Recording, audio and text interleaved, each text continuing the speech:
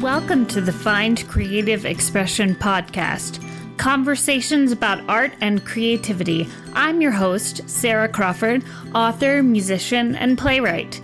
You can find the show notes and other information at findcreativeexpression.com. And let's get going.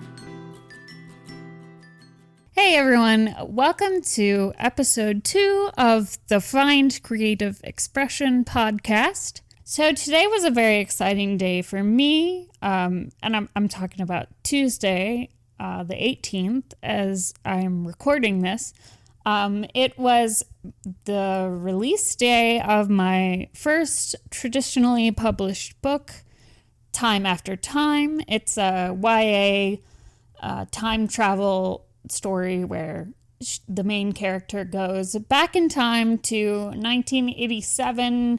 She's sent there by a Whitney Houston song, and she, meets her parents as teenagers, and they act completely different than the way they act in the future, and she prevents a drunk driving accident that her mother gets into, and then she has to come up with some other way to get her mom to stop partying. That makes it sound a lot more serious than it is. It's really a light book. I mean, it's funny. I hope it's funny. But it does deal with some deeper themes, about the importance of family and finding yourself and accepting where you come from. So yeah, all of my books up until this point have been indie published. So this one is coming out with a small press called the Parliament House Press. Yeah, so I guess I'm officially a hybrid author now, meaning I do both indie and traditional publishing. Another thing that happened recently is this past Friday, I played an acoustic set in my living room, and I live streamed it on Facebook and YouTube. It definitely wasn't perfect. I definitely messed up many a times, but I think all in all, it went pretty well. And, just all of my friends and family were all, chatting with each other as they were watching, and everybody was just being so supportive and positive. And it was just really an uplifting night. So coming up a little bit later, I have an interview with author Carrie Jones. She is a New York Times bestselling author, and I had a lot of fun interviewing her. So make sure you stick around for that. So one thing that's coming up for me lately, as creative people, especially if we're creative people that have separate day jobs, you can sometimes be too hard on yourself. Like last week, I got up an hour early to write every single day before work. And then, I haven't done that yesterday or today. And so there's been a tendency to kind of beat myself up about that. But I think it's really important that we as creative people cut ourselves some slack. Yes, it's nice to write every day. It's nice to, play music every day or create art every day or whatever you do. But, some days you're just gonna want to sleep in a little bit, and that's okay because you still get up and you do your day job, and it's not like you're not doing or accomplishing anything. It's like being a creative, on top of having a day job, sometimes you can lose sight of how much you're actually getting done. So I just wanted to take a moment to talk to all the creative people with day jobs and say, it's okay. It's okay if you don't write every day. It's okay if you don't play music every day. It's okay to just take some time for yourself and get some extra sleep. do some self-care. Now, there are going to be people who will tell you, oh, you have to write every day, or, whatever it is that you're doing. You have to paint every day. And I don't believe that. I think, yes, it's good to be disciplined. It's good to make it a habit, but different things work for different people. And when you have a day job, it's all about fitting it into the other hours of your life. And sometimes you just want to sit on the couch and watch Netflix, and that's totally fine. So I just wanted to throw that out there. All right, let's get into the interview.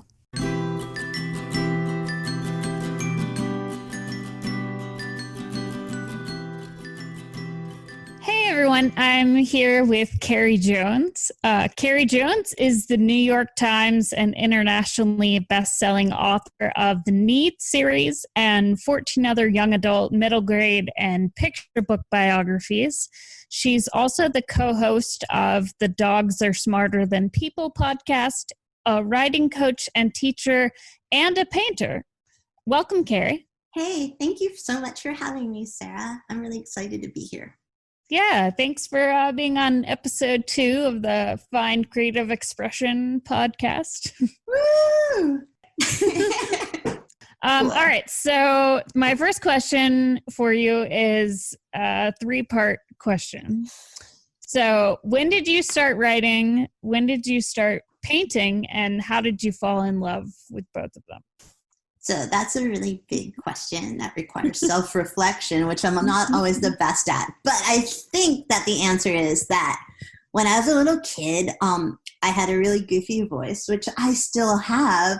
And I slurred my S's a lot, and I had this funny accent. And my parents were divorced when I was super little, like 3 or something. And all my older siblings were out of the house. So I spent a lot of time being alone because my siblings were so much older, like 15 years is my closest sibling. So my house was really quiet and lonely. And all I did was read books and read the newspaper and read everything I could. And it was a pretty happy life.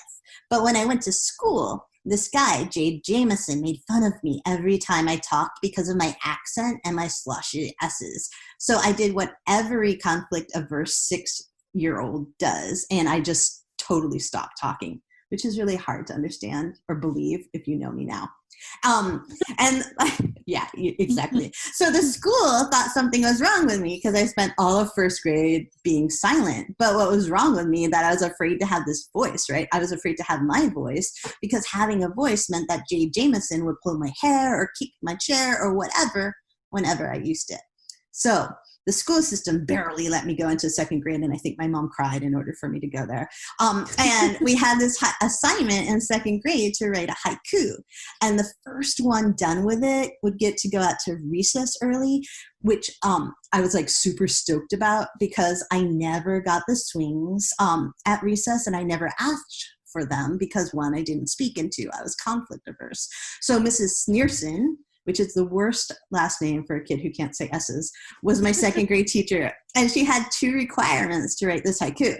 It had to be in a standard haiku form, all about syllables, had to be 1 sentence, and not be about Barbies or killing people, but about nature. I guess everybody in 2nd grade was talking about Barbies and killing people at that point. It was a really important part for Mrs. Sneerson. I guess we were a weird class. So I slammed that haiku puppy out. I put it on her desk and I skedaddled outside and I got the swings, and it was the best recess ever, right? But when I went back inside, Mrs. Sneerson called me to her desk and she said, "Carrie Barnard, look at this haiku." And I was such a wimp. I was shaking, and I looked at the haiku and I was trying to figure out what I did wrong. And she pointed at it, and then she pointed at me and she said, "You are the only student in here who did this correctly. It's 1 sentence. It's about nature. The syllables are in the right place. Carrie, I had no idea you were smart." And which is kind of mean, but boom, just like that, writing changed my life. I was suddenly considered smart. I was suddenly in the gifted and talented classes. And in like that is, I think, when I became a writer. And I wrote this massive Star Trek fan fiction in my notebook because I'm old and there were no cool fan book fic sites like back then. And then in 5th grade, we had Author of the Month contests and I always won. And from then on, everyone just assumed I'd be a writer. Even though I actually didn't want to. I wanted to take a bullet. Like my life's ambition, like throughout grammar school, was to take a bullet for U2, like for Bono in U2. Like, and I thought I would take this bullet in like some sort of assassination attempt during a concert, which I would magically get to go to, and I would die, and that was totally okay because my death would bring about world peace, and that was like my whole life's ambition until like maybe high school. So apparently I was always telling stories in my head too, not necessarily always writing them down. But that's when I started writing. And I think that basically for painting, when I was a little kid, I used to draw all the time. And my mom would be all, Carrie, nobody in this family has an artistic bone in their body. And I figured that meant I didn't either. But art was the thing that made me like get into this happy flow state where I was just creating and like time didn't have a meaning and I was so into it, you know. And it's almost like a meditation, you know. Yeah, that's what it was like for me, and I liked that because it's hard for me to shut off my brain. And as a grown-up, I get images stuck in my head, and sometimes those images come out with words, and sometimes those images come out with paint, and like it's like the art and the writing inspire each other. And I started painting, honestly, for real, like about 2 years ago, and I did it because I was afraid of it. Because I had these negative scripts saying nobody in this family has an artistic bone in their body. And I realized I was being a coward about it. Yeah. So that's why. And I love it because it helps me get unstuck and it helps me understand the themes and emotions in my stories. And I get really frustrated with words sometimes, which is ridiculous because I'm a writer and that's not a cool thing for a writer to admit. So would you say like your writing and your painting are connected at all? Yeah, I think that they're connected in some weird place inside my brain that I don't have direct access to. Like, yeah, does that make any sense? Like, I think that makes sense. All right, good. I'm like, how do I explain that? Like, I'm gonna get like frustrated. kind of the subconscious level, you know. Yeah. You know. Yeah. Okay. Well, you've written primarily for younger audiences, young adult, middle grade, picture books. What draws you towards writing for a younger audience?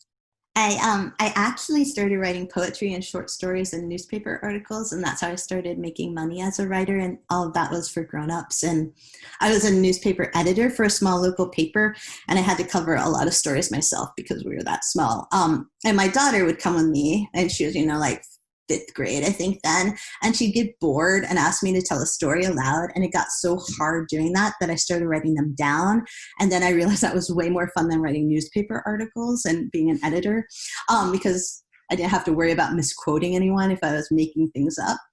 So I applied to grad school, got a contract for a YA novel a year after I started, and I don't necessarily think in my head that I'm drawn towards writing like YA or middle grade. I just kind of like think of stories and then they present themselves as themes that usually resonate more for different genres and ages.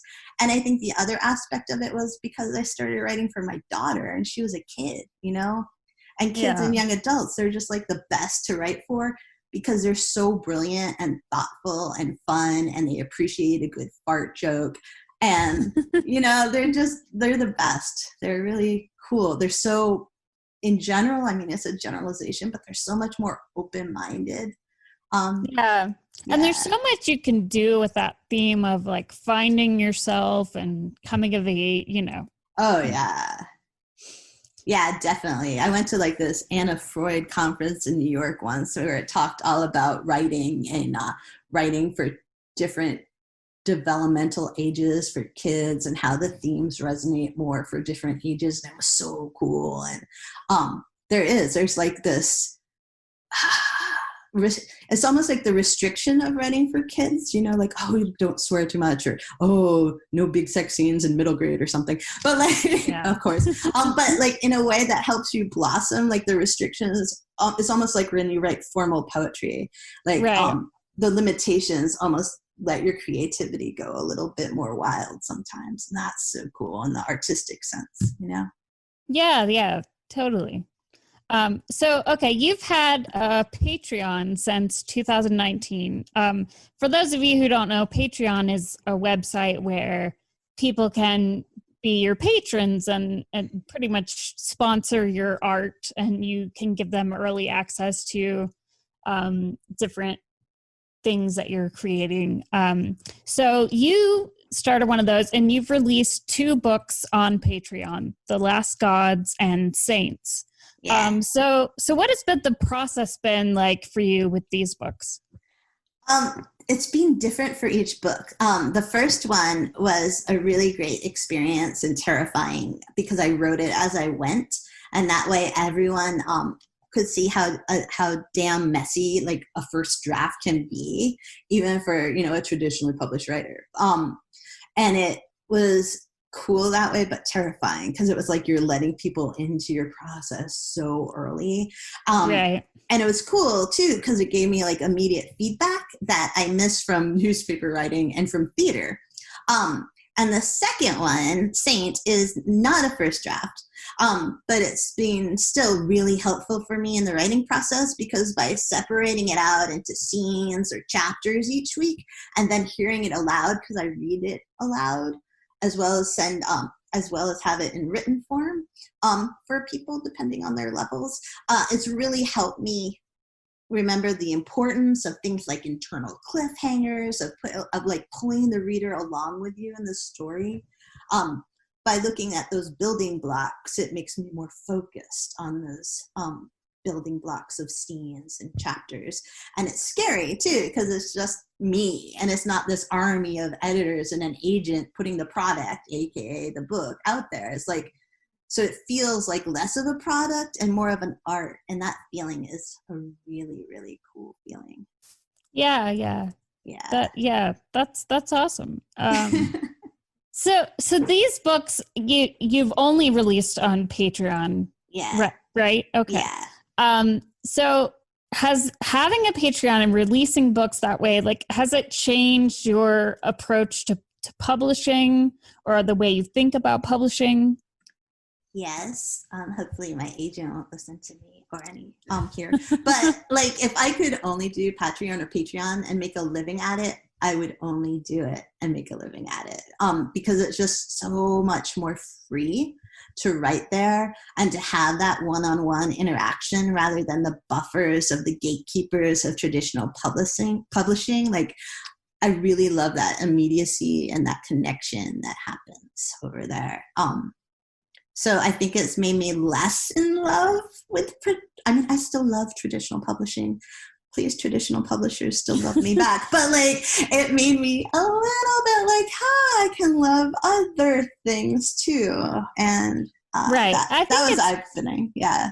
Yeah, because I guess I'm a hybrid writer now too, considering I just had my first traditionally published book, and it's with a small press, but it's like I feel like it's 2 different processes almost, like, because traditional publishing takes so much longer than indie publishing, so it's almost like a whole different approach. Yeah, it's about that immediacy again, and it's about having a whole team behind you that you don't have to pay for in traditional publishing versus like the team that you pay for sometimes if you're indie publishing. Yeah. And that's so different. And congratulations on your release this week. That's so exciting. Thanks. I am really happy for you. It's a good book. Thank you. Yay. Okay, so you're a writing coach and a teacher, and you're constantly posting writing tips, and you have a podcast that includes writing tips. And I've taken 2 writing courses with you, and you've been one of my greatest writing teachers. It's clear that teaching writing and helping other writers is very important to you. And this is also obviously one of your callings, what's like the most rewarding aspect of teaching, coaching, helping other writers? That is really, really nice of you to say. And I might cry because that was so kind of you to say. And it's funny because I never thought of it as a calling at all. But now I dream about it. So I think that to answer your question it's a hard question. But I think the answer is I love seeing people remember how good they are. Like, I remember the joy of learning craft when it's something Right. that you want to do. Like when you're out in the world of writing, or the social media world, or even just your neighborhood, honestly, it's so easy to be swayed by like the trolls and the critics who might just not get you and get your story. Because writing's so subjective, it's like every other art. We tend to forget that when it's our own art. We have Bill Clinton disease and we expect everyone to love us. And it's so easy to have rejection or criticism sear into our souls because that's our babies, right? But when you teach writers about the craft and you celebrate their triumphs and you watch them grow, it's really rock star. And I just love how connected I get to feel to writers. And I'm just so lucky to be a tiny part of their writing journeys. So that's the most rewarding part for me. Cool. Yeah. Yeah, that's you're so like natural with the teaching and the coaching. Like that's why I feel like it's obviously like a calling, even if you don't think of it that way. Sometimes like I feel like when people like the things that they're just naturally good at are like callings. Aww. So haiku. And that would be pretty awesome if it was a calling. That's like such a compliment. I really appreciate it, honestly. Thanks, Sarah. Oh, you're welcome. Okay, so you do something called Be Brave Fridays, where you post like photos of your paintings and art on Fridays, which I think is really awesome. So what would you say to encourage other writers, painters, musicians, artists to be brave and share their art? Well, Be Brave Friday started with paintings, and before that, it started in my head with podcasting. And obviously, I have hangups about my voice, and I panic every time I teach and every time I podcast because of that. But I realized once I started doing the podcast that it made me mellow out about my panic a little bit and that anxiety about having my voice out there. And it made me realize that in terms of encouragement, basically without risk, it's hard to grow. And like without being vulnerable, it's hard to be brave. You just have to go out there and go after your dreams. And if you dream to be some sort of creative, like a writer or a painter or a musician or improviser, then part of what you're doing is that communication between you and your audience.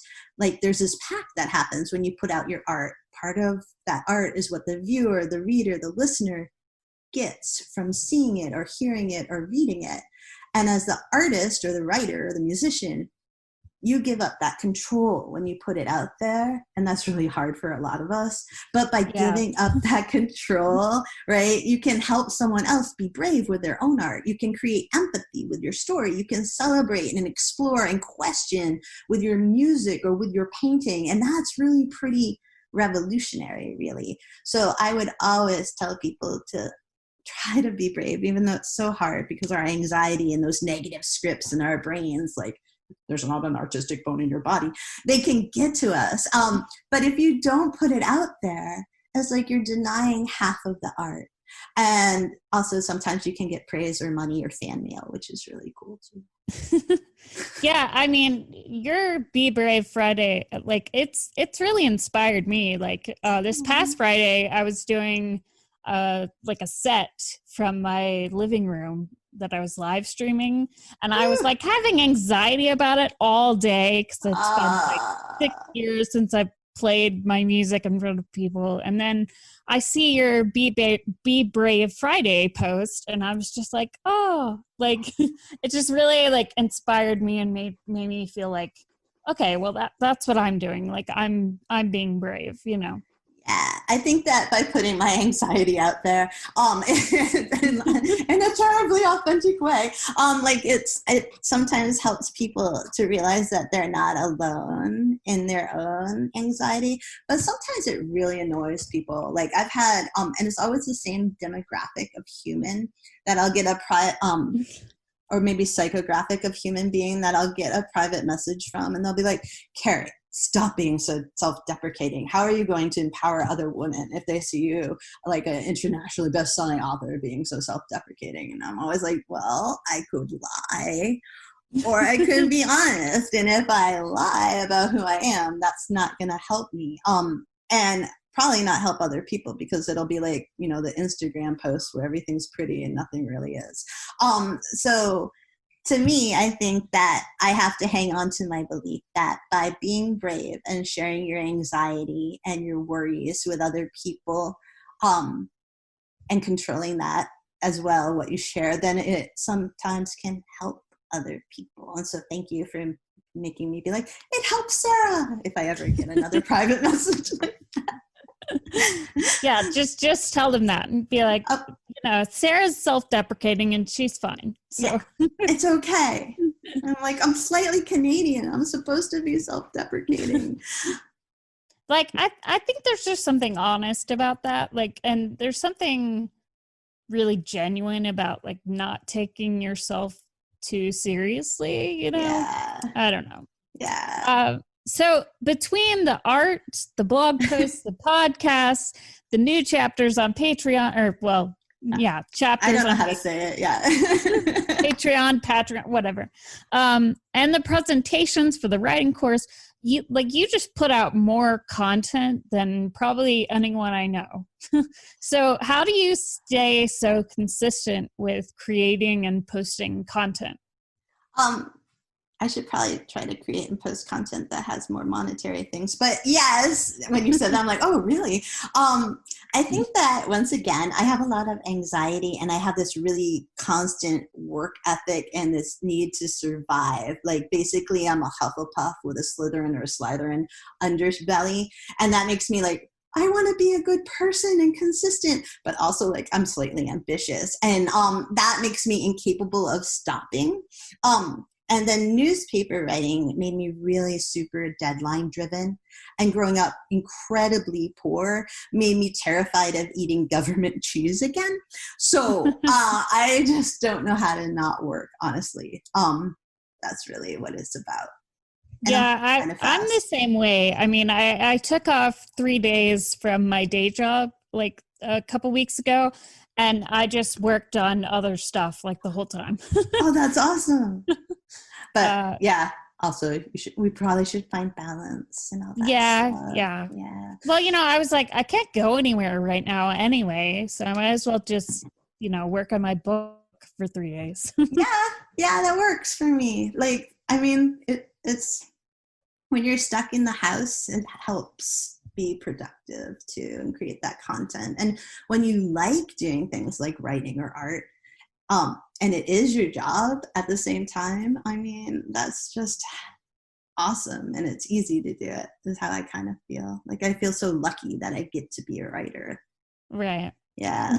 Would you say like during this kind of quarantine time that you've been more productive and creative? I think that I've been not necessarily like more creative in my writing, like fiction. But I've been more creative in trying to figure out ways to pivot and make money. We have we live in a tourist town, and a huge chunk of our yearly income is renting a house that I used to own. But now we can't rent that house because of COVID. So this like massive chunk of money is out.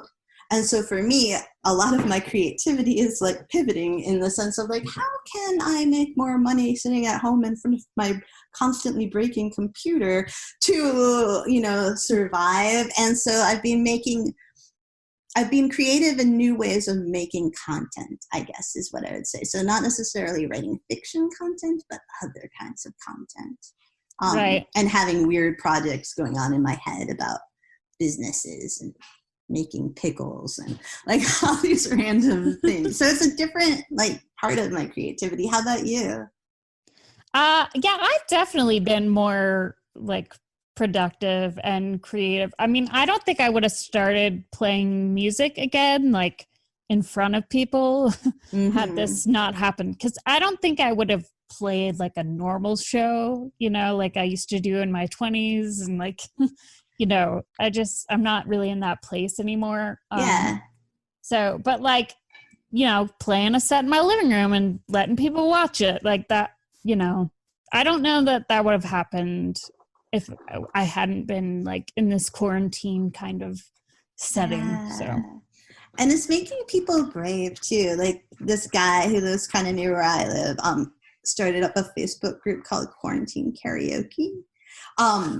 And like it started off and there's, he was just inviting his friends and they invited their friends, and it's in Bangor, Maine. It's like 40 minutes away from I am. So I was like there from the first day. And like now there's all these people on there singing their hearts out for strangers on Facebook, which is just so random and brave and adorable, no matter what their skill levels are. And other people are all supportive and kind. And it's just this really cool way of seeing people be creative and brave in ways that they might not necessarily have ever done before.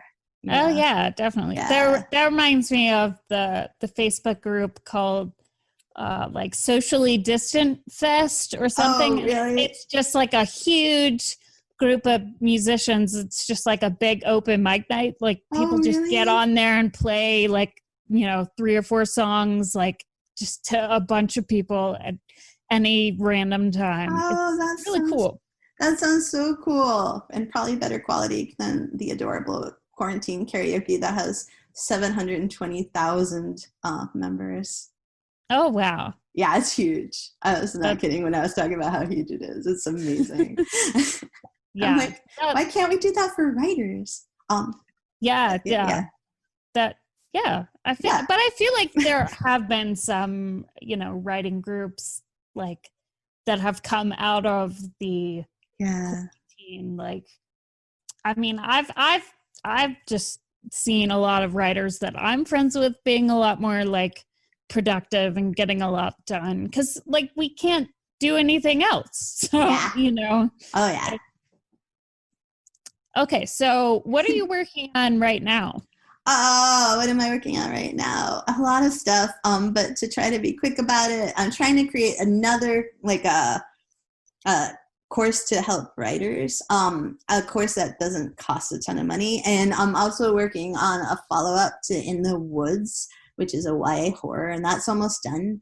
I'm working on an ebook from our podcast. I'm working on this big weird story that I think I'll never be done with, and I'm also working on this adult campground haunted book. Like it's a haunted campground. It's for wow, that's a lot of stuff. I know. I'm all over the place. You should see my to-do list. It's ridiculous. Oh yeah, no, I mean, I try to. I mean, I do a lot of stuff. Like, yes, you do as well. So I know how that is.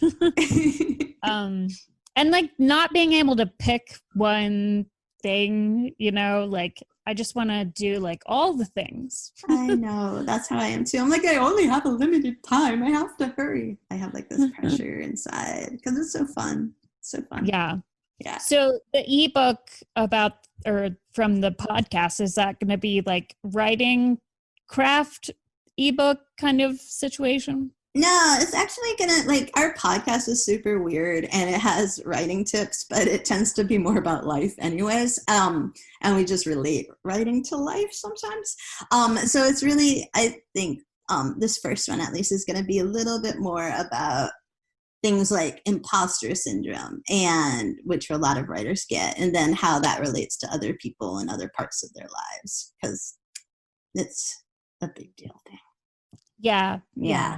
imposter syndrome is a real thing. It's a real thing. It's so real. That's why I'm so impressed by quarantine karaoke. I know that. I'm going to have to check that out. It sounds really cool. Yeah. So, okay, what books, TV shows, movies, plays, music, whatever, are you really into right now? This is probably going to change tomorrow, but right this second, there's this old duo called Tuck and Patty that I'm currently obsessed with for music.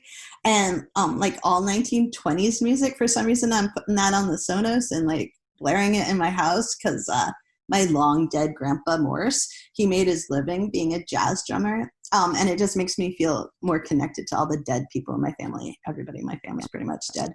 And then for art, currently obsessed with Yayoi Kusami and Liddy Hubble. And I'm honestly just obsessed with all things poetry, always. Yeah. Cool. Yeah. That's awesome. I'm all over the place again. So I have a kind of a big question. Okay. All right. Why do you think art is important? Let's just be my shortest answer. No, I'm kidding. Art, like, it's expression, right? And it's having a voice and it's action, and it can inspire people to think and to act and to become greater and to provoke and incite change in ourselves, the artist, the viewer as well, and also in our communities. It makes us think, it makes us feel, it inspires empathy, and it allows us to inspect ourselves and our societies and where we're at morally sometimes too. You see a protest picture and it like a photograph and it rocks you to the core. Someone reads a poem and it shatters you and you realize how sometimes things are terribly wrong or terribly beautiful. And you hear a piece of music and you can be sobbing, or you can be like, yeah, I'm going to go get this job. Like, how cool is that? And like how, like art, it so often does this in a way that's enjoyable instead of like occasionally painful, but so often enjoyable. And that's really important because people's hearts and emotions and their stories, those are really important. And art sort of amplifies that. Right. Does that make sense? Yeah, that makes total sense. I really like that. That's cool. Yay. Okay, so where can people find you and your work? My most active blog is carriejonesbooks.blog. So CarrieJones books.blog. And then I'm also Carrie Jones Books on Twitter and Instagram and Patreon, and Facebook. I have a regular Facebook page, but my personal page is pretty much open, even though I can't really have any more friends on there. And I have like a work page, an author site page, but I never use it because I'm too lazy to post everything in both places. I'm a bad marketer, Sarah. So bad. I don't use my author page that often either because, the algorithms and like not everybody sees what you post unless you pay. So I don't really use that as much as I should. Yeah, me either. That's a good reason. Thank you for articulating an excuse for me. I appreciate that. You're the best. All right. Well, thanks. Thanks so much for coming on the podcast and chatting about art and all of that fun stuff. Thank you for having me again. I'm so honored to be your second person. I feel so special. It's pretty cool. All right. So I had so much fun interviewing Carrie, and I hope you all found it inspiring as well. Tune in next episode. I'm going to be talking to playwright Tommy Jamerson, and Tommy is hilarious. So you're definitely going to want to tune in for that. All right. So I'll see you in 2 weeks. Thanks for listening to the Find Creative Expression podcast. Please take a moment to leave us a review on your favorite podcasting platform. You can find me on Instagram at Sarah E. Crawford or youtube.com/Sarah Crawford. Also find me on Patreon at patreon.com/Sarah Crawford to support the podcast for just $1 a month. And that's Sarah, Sara, without an H. I hope you've been inspired today, and I'll see you in 2 weeks for the next podcast.